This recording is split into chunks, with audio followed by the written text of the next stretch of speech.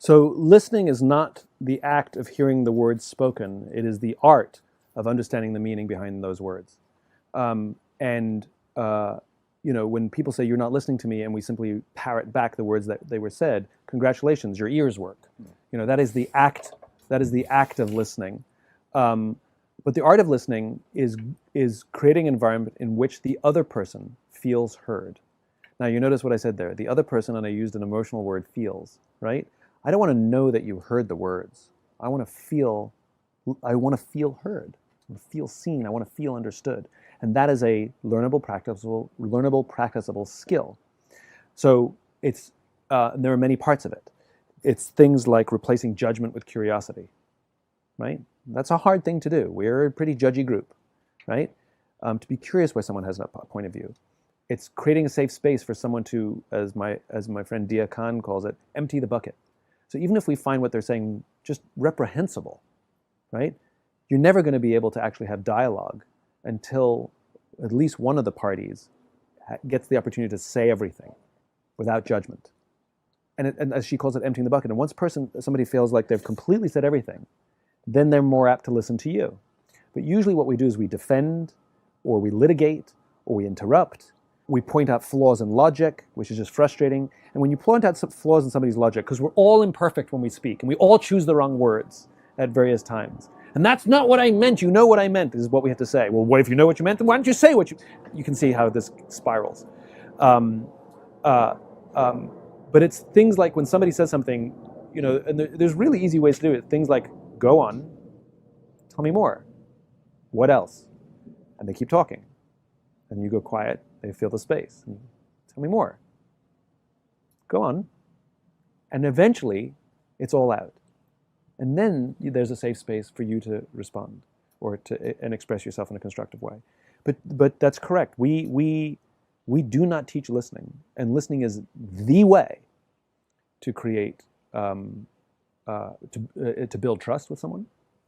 You make someone feel heard, they'll trust you. It is the way to find common ground in opposition. In simple cases in business, but in more complicated cases in national politics, or in global politics, or in war. Why do William Ury, who wrote Getting to Yes, he talks about the same thing. He goes, we have talk shows, but we don't have listen shows. He says we have peace talks, but what we really need is peace listens. And he, who's been at the table at the highest levels of peace negotiations, he said people show up and start demanding what they want. And that's how the negotiations begin. Nobody starts by saying, so tell me why you came here. There's a great documentary that I recommend to learn this. It's called White Right, Meeting the Enemy by Dia Khan.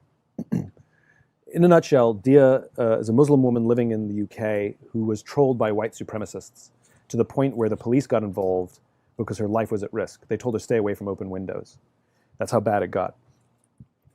The way Dia responded was by moving to the United States and going to meet the white supremacists. And she brought her cameras. You can see it all happen in this documentary. And basically, she gave them a safe space to feel heard. Now, that sounds mad. Like, why should she give them a safe space to feel heard? They should give her a safe space.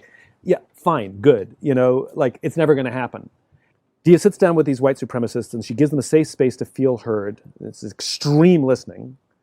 And I say it's extreme because, they hate her, They don't just disagree with her. They want her off the planet. And she lets them empty their bucket, as she calls it. And then conversation begins. And because they feel heard, they start to trust her. And as they start to trust her, she becomes a friend.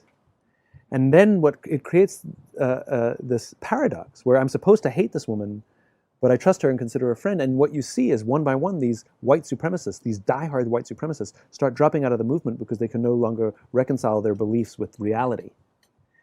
And if it can happen in this extreme environment, then it can happen anywhere. And all that is required for us to cross political divides or disagreements at work and things like that is one of the parties has to learn how to listen. It doesn't even require both parties to learn the skill. That's the amazing thing. And it is one of the most remarkable skills that anyone can learn. The power of listening. Yeah. So the documentary is a great extreme example of what it can do.